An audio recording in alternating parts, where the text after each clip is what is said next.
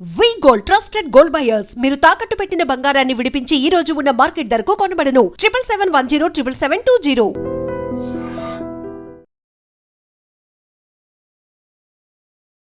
నమస్తే, welcome to healthy conversations with iDream media. నేను మీ Jhansi. So ఈరోజు మనతో డాక్టర్ శ్రీనివాస్ చెల్మల గారు ఉన్నారు, ఆయుర్వేదిక్ జనరల్ ఫిజిషియన్. మరి మీకు ఏం తిన్నా కానీ గ్యాస్ట్రిక్ ఫామ్ అవుతుందా? చింతపండు కానీ లేదా ఏదైనా చిన్న పులుపు వస్తువు తగిలినట్లయితే ఆ రోజంతా గ్యాస్ పట్టేసినట్టుగా అనీజీగా అనిపిస్తుందా? మరి గ్యాస్ రావడానికి అసలు ప్రధాన కారణం ఏంటి, రూట్ కాజ్ ఏంటో తెలుసుకునే ప్రయత్నం చేద్దాము. నమస్తే అండి. నమస్కారం అండి. చాలామందిలో చాలా కామన్గా లైక్ జలుబు దగ్గు ఎలా ఉంటుంది అని చెప్తూ ఉంటారో, గ్యాస్ట్రిక్ సమస్యలు కూడా ఈక్వల్గా వస్తూ ఉంటాయి. ఇప్పుడు మనం షుగర్ గురించి మాట్లాడుకున్నట్లయితే అందరికీ షుగర్ ఉందని ఎలా చెప్తున్నామో, ప్రతి ఇంట్లో ప్రతి ఒక్కరికి గ్యాస్ట్రిక్ సమస్య ఉంటుంది. సో దీని గురించి మాట్లాడదాము. తప్పకుండా అమ్మా. మీరు చూస్తే అసలు గ్యాస్ట్రిక్ సమస్య ఇంత ఎక్కువగా ఉండడానికి reason, first and foremost reason ఏంటంటే మనం తీసుకునే డైట్. అది అందరికి తెలుసు, అంటే మనం ఏం తింటామో మిగతా వ్యాధులు కూడా అంతే. కానీ ఎస్పెషల్లీ గ్యాస్ అనేది ఏంటంటే ఆయుర్వేదంలో దీన్ని ఉదరగత వ్యాధుల్లో, అంటే ఉదర అంటే మన అబ్డామినల్లో ఎన్ని ఆర్గాన్స్ ఉంటాయి, మన విజరల్ ఆర్గాన్స్ అన్నీ కూడా అబ్డామిన్ ఉంటాయి. దాంట్లో ఏ ప్రాబ్లంకైనా ఫస్ట్ సిమ్టమ్గా వచ్చేది గ్యాస్ట్రిక్ ప్రాబ్లం. అంటే ఇక్కడ మనము గ్యాస్ట్రిక్ అంటే ఉట్టి పొట్టకు సంబంధించే కాదు, ఈవెన్ లివర్, ఫ్యాటీ లివర్ పెరిగిపోయి లివర్ హార్డ్నెస్ అయినా గ్యాసెస్గా చూస్తాము.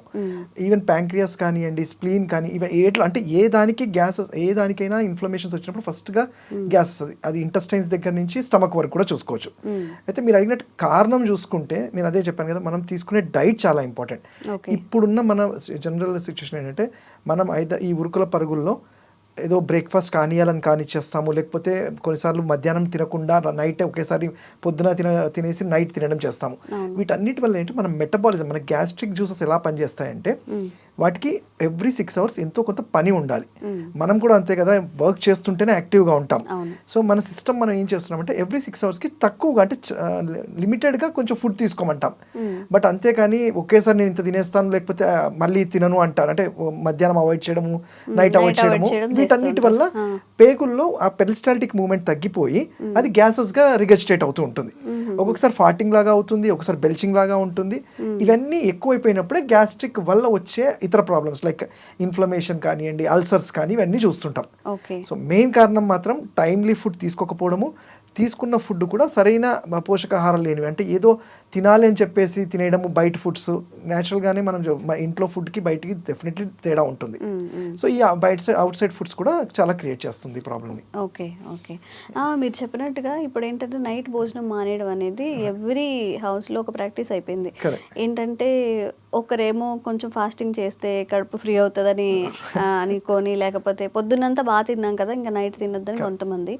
సో అసలు నిజంగా గ్యాస్ట్రిక్ సమస్యను అవాయిడ్ చేయాలంటే ఫుడ్ ఎలా తీసుకోవాలి, ఎలా తినాలి రోజులో? కరెక్ట్. నేను అదే ఎందుకని ఫస్ట్ నేను చెప్పాను, ఇప్పుడు నైట్ తినకుండా ఆపేస్తాము లేకపోతే అంటే మనము కొన్ని సందర్భాల్లో ఉంటాయి, కొంతమందికి మనం అడ్వైస్ చేస్తాం ఈ ఫుడ్ ఇలా తినాలి, ఇవి తినొద్దు అంటాం. ఇప్పుడు సపోజ్ ఒబేసిటీ ఉన్న వాళ్ళు ఆర్ డయాబెటిక్ పేషెంట్స్ ఉన్న వాళ్ళు అంటే లేట్ నైట్స్ తింటే అంటే ఇన్సులిన్ స్పైక్స్ పెరుగుతాయి కాబట్టి వాళ్ళకి నైట్ టైమ్స్లో కొంచెం తక్కువ తినమంటాం. బట్ ఇన్ జనరల్ కూడా ఆయుర్వేదం ఏం చెప్పింది, మనం కూడా చూసేది ఏంటంటే నైట్ ఫుడ్ ఎప్పుడైనా కానీ ఎర్లీగా అయిపోవాలి, డిన్నర్ అంటే 6:30-7 లోపల. ఎందుకు అంటే ఆయుర్వేదంలో ప్రతిదీ అది వ్యాధి కానివ్వండి, మనిషి తత్వం కానివ్వండి, వాత పైత్య కఫాల మీదనే చూస్తాం.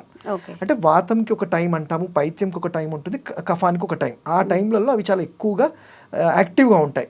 ఇప్పుడు పైత్యము అన్నట్టు ఏంటంటే గ్యాస్ట్రిక్ జ్యూసెస్ని, జఠరాగ్ని పైత్యం అంటాం. అది సరిగ్గా బ్యాలెన్స్డ్గా ఉంటే మన మెటబాలిజం కరెక్ట్గా ఉంటుంది. సో ఈ పైత్యం అనేది జనరల్గా నైట్ 10 నుంచి మార్నింగ్ 2, ఎర్లీ మార్నింగ్ 2 వరకు చాలా ఎక్కువగా దాని యాక్టివిటీ ఉంటుంది. ఆ టైంలో దాని పని అది చేసుకునే వాళ్ళు, అంటే ఏంటి, మనం తీసుకున్న ఫుడ్ డైజెస్ట్ చేసుకునే టైం అది. మనం ఏం చేస్తున్నాము, తినడమే దానికి హెల్ప్ చేయకపోగా తినడమే 10:30-11కి తినడము, నిద్రపోకడము, అంటే దానివల్ల దాని పనిని కూడా మనం ఇంటరప్ట్ చేస్తున్నాం. సో డెఫినెట్లీ ఆ గ్యాస్ట్రిక్ జ్యూసెస్ అన్నీ కూడా అవి రివర్స్లో వర్క్ చేయడం స్టార్ట్ అవుతుంది. సో ఇది ఒక మెయిన్ కారణంగా చూస్తాం గ్యాస్ట్రిక్ వాళ్ళని.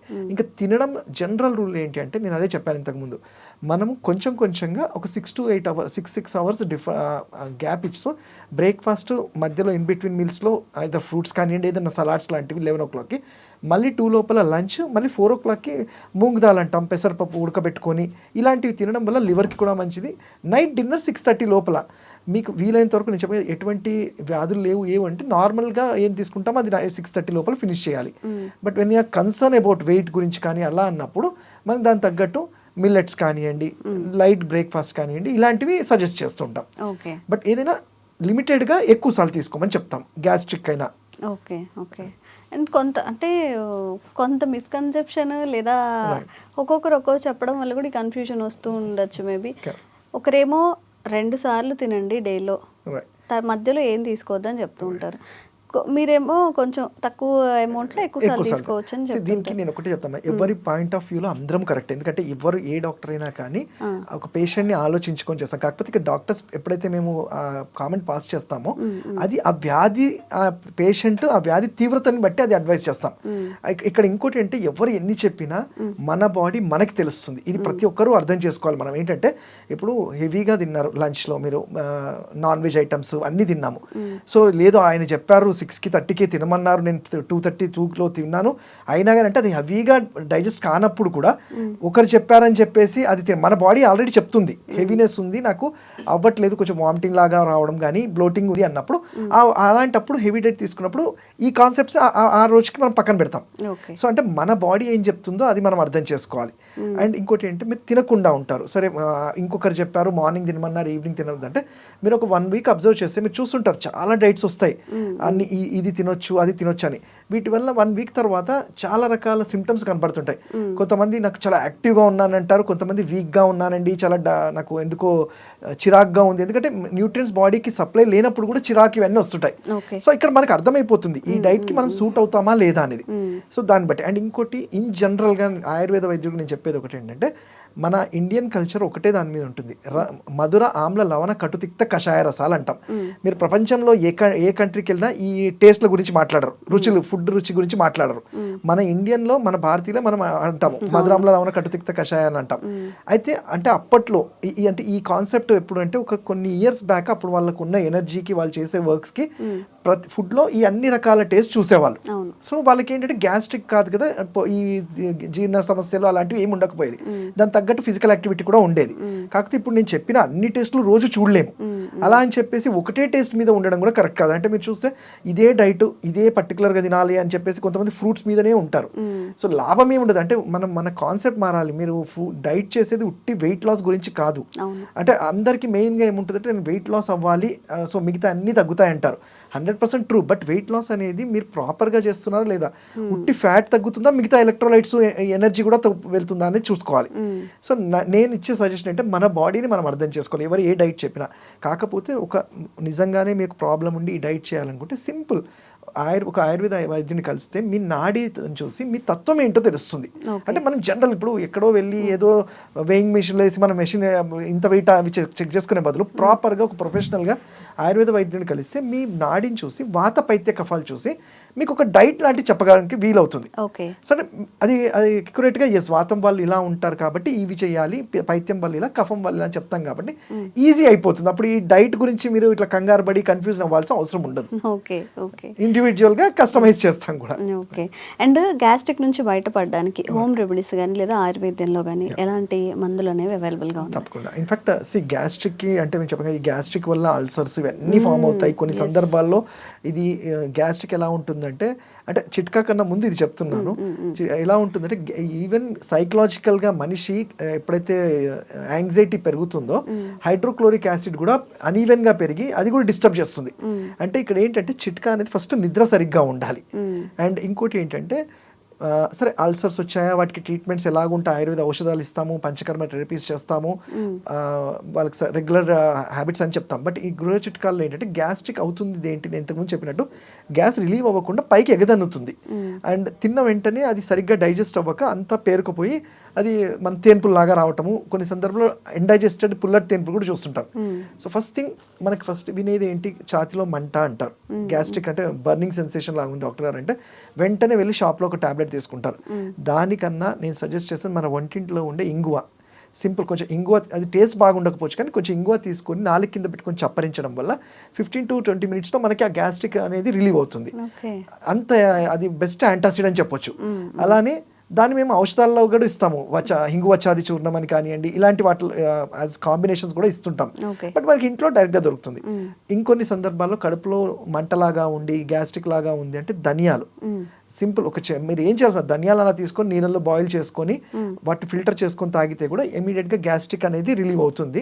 కొన్ని సందర్భాల్లో మోషన్ కూడా సరిగ్గా అవ్వకపోయినా క్లియర్ అవుతుంది.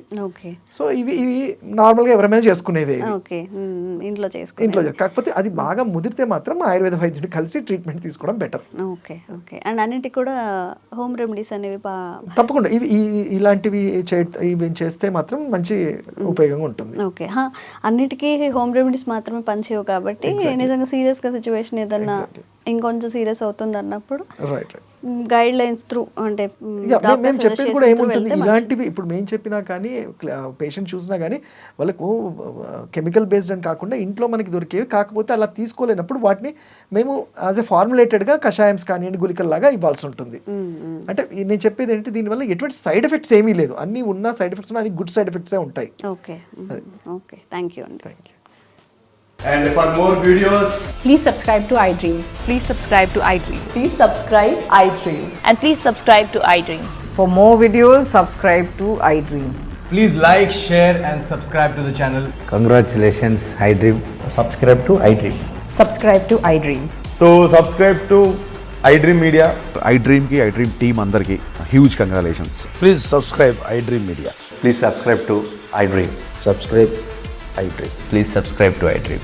iDream అంటే నా కళల ఛానల్ సబ్స్క్రైబ్ చేసుకున్న నోరు తిరుగుతలేదు, మీరైతే గంట గుర్తు కొట్టండి. For more such videos, please subscribe to iDream. Subscribe to iDream. Please subscribe to iDream. Please subscribe iDream Media. Please do subscribe to iDream. Please subscribe to iDream Media. For best entertainment and information, please subscribe iDream. And don't forget to subscribe to iDream.